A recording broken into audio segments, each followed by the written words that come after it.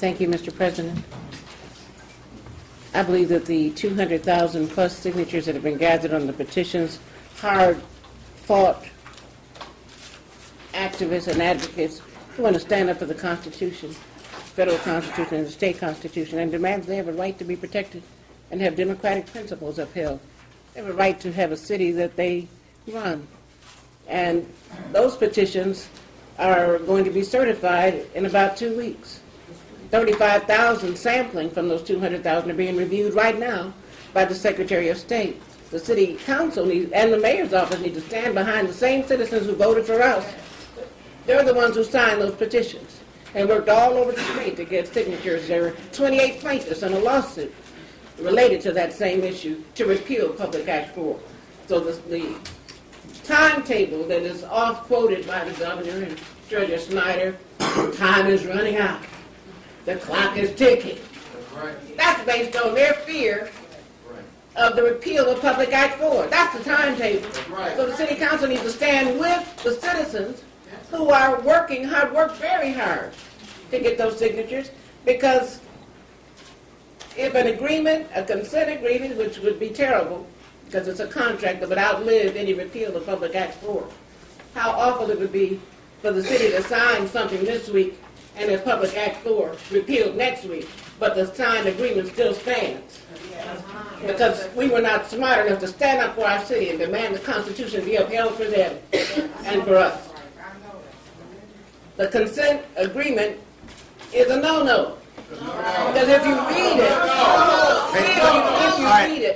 order. If you read it, if you read Public Act 4, they're going to be quiet, Mr. President. Okay. If you read Public Act 4, in the details, and the devil is in the details, if you, one of the trigger points in a consent agreement to go into an emergency manager is if you don't pay your bills on time. No municipality pays all of its bills on time. So we'd be in a consent agreement 1 week and an emergency manager the next week. It's saying yes to a consent agreement and saying yes to an EM, which is unconstitutional and non-democratic. Even Indiana was just passed a terrible right-to-work law. Indiana looked at the Public Act 4 passed by Michigan and they say it's too right-wing for them. Oh, help me, somebody. It's too right-wing for Indiana. Michigan has the worst emergency manager type law in the country.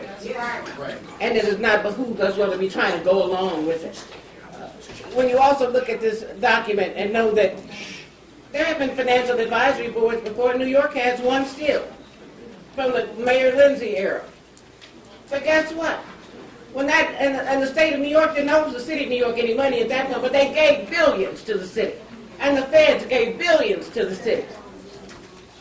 Because you don't get to solvency from a fiscal crisis as a major city just by cutting. You got to have some assets at the table, some revenue. There needs to be infusion, the same way there was infusion in Wall Street, infusion in the auto industry. That's what this city needs.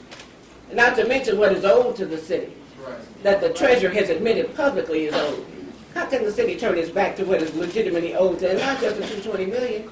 You have the $50 million a year that the city has lost from the non-resident employees of the city who have not been charged what they could have been charged because the state has said, we're not going to let you charge 3% income tax. We're not going to let you do it.